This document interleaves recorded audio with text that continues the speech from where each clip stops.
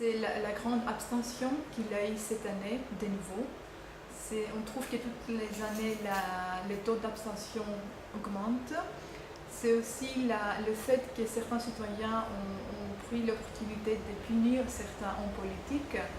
Et aussi, le challenge désormais sera de voir la formation de plusieurs partis politiques au Parlement européen. Je dirais européenne, on prend aussi l'exemple d'autres pays comme la Grèce. Et là aussi, on voit que les gens ont voté pour le vert, et c'est vrai, ça n'a jamais été le cas dans le passé. Alors, je dois dire que ça commence par la France, mais on voit que ça étend aux autres pays européens. Le Parlement européen, je dirais oui.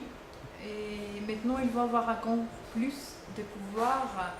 Et ça a été toujours le désir du Parlement européen d'avoir aussi une sorte de contrôle sur la Commission européenne. Alors je disais que le grand vainqueur, c'est surtout le Parlement européen. C'est que tout le monde attend soit la ratification du traité de Lisbonne, parce que là, tous les citoyens vont être beaucoup plus clairs à ce qui va se passer au niveau européen. Et là, ça va beaucoup contribuer à la nouvelle Constitution européenne, parce que maintenant, il y a un inconnu à Bruxelles et à tous les pays européens. Mais je pense que ça sera surtout la ratification du traité de Lisbonne.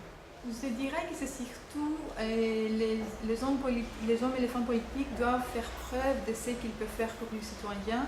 Et je pense que ça, c'est vraiment le seul moyen avant d'attirer les gens pour venir aux urnes et de donner leur vote pour les élections européennes.